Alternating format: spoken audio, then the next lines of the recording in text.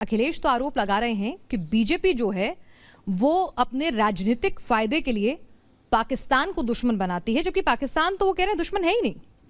वही तो हम कह रहे हैं ना कि यही सोच है जो विकास के मुद्दे से ध्यान हटाने के लिए जिन्ना या पाकिस्तान का मुद्दा बीच में लेके आती है। क्योंकि जब विकास की चर्चा होगी तो जनता उनसे हिसाब चाहेगी कि चार कार्यकाल का हिसाब क्या है। जब सुशासन की बात होगी तो जनता उनसे हिसाब मांगेगी कि आखिर भ्रष्टाचार मुक्त व्यवस्था वे लोग कब दे पाए थे। गरीब कल्याणकारी योजनाओं के बारे में जनता उनसे प्रश्न करेगी। इन सभी प्रश्नों से बचने के लिए उन्होंने आसान सा मुद्दा निकाला है कि वे जिन्ना का मुद्दा छेड़ेंगे, पाकिस्तान का मुद्दा छेड़ेंगे, तो हो सकता है उन्हें पोलराइज करने में कुछ मदद मिल जाए। अरे वो तो उल्टा आप पर आरोप लगाते हैं कि आप लोग पोलराइज करते हैं। पाकिस्तान का मुद्दा हमने नहीं छेड़ा था, जिन्ना का मुद्दा भी हमने नहीं छेड़ा था। याद करिए कि पाकिस्तान और जिन्ना का मुद्दा ये समाजवादी पार्टी ने छेड़ा। जिस दिन पूरा देश राष्ट्रीय एकता दिवस मना रहा था, सरदार पटेल जी की पावन जयंती के आयोजन के साथ जुड़ करके भारत की अखंडता के शिल्पी का सम्मान दिवस मना रहा था, उनकी जयंती के पावन अवसर पर उन्हें सम्मान दे रहा था।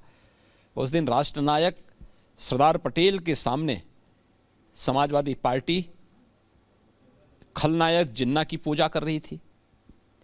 ये तो राष्ट्र नायकों का अपमान है। ये मुद्दा बीजेपी ने इसका प्रतिकार जरूर किया और करना भी चाहिए था। हर राष्ट्रभक्त को प्रतिरोध करना होगा। जो भी भारत राष्ट्र की एकता और अखंडता का पक्षधर है, वो हर व्यक्ति जिन्ना को खलनायक के रूप में देखता है। यानी अगर आप भारतीय हैं तो आप जिन्ना की जय जयकार नहीं कर सकते। एकदम नहीं किया जाना चाहिए। जिन्ना भारत की एकता के विखंडन का आधार है, भारत गणराज्य के विखंडन का एक खलनायक है। और जिन्ना की और वो तो उन्हें आजादी का नायक कहते हैं। इसीलिए हम कह रहे हैं ना, यही विकृत सोच है। देश की आजादी की लड़ाई राष्ट्रपिता महात्मा गांधी के नेतृत्व में, नेताजी सुभाष चंद्र बोस के नेतृत्व में, लौह पुरुष सरदार पटेल के नेतृत्व में और उन अनगिनत ज्ञात अज्ञात स्वतंत्रता संग्राम सेनानियों, शहीदों के नेतृत्व में हुआ है, जिन्हें पूरा देश सम्मान देता है। लेकिन डायरेक्ट एक्शन की घोषणा करके लाखों भारतीयों के कत्लेआम के लिए जिम्मेदार जिन्ना, भारत की सनातन एकता को खंडित करने वाला जिन्ना, ये समाजवादी पार्टी का नायक हो सकता है। राष्ट्र के लिए वह हमेशा खलनायक ही रहेगा। लेकिन योगी जी, विपक्ष कह रहा है कि किसान आपसे नाराज हैं अभी भी, चाहे कानून वापस हो गए हों। साथ ही आपके कुछ पिछड़ी जाति के कुछ नेता जो हैं वो पार्टी छोड़कर जा चुके हैं, जाटों के साथ समीकरण नहीं सध पाए हैं। तो ऐसे में ये 300 पार का आंकड़ा कैसे सधेगा? हम लोग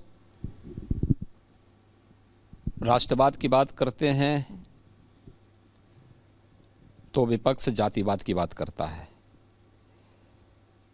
हम लोग राष्ट्रवाद की बात करते हैं, सबका साथ सबके विकास की बात करते हैं, तो वे परिवारवाद की बात करते हैं। हम लोग प्रदेश के समग्र विकास की बात करते हैं, जिसमें गांव भी है, गरीब भी है, किसान भी है, नौजवान भी है, महिलाएं भी हैं, इन सबके कल्याण और इनके उत्थान की बात करते हैं। तो ये लोग प्रदेश में फिर से जिन्ना की राग अड़ाते हैं।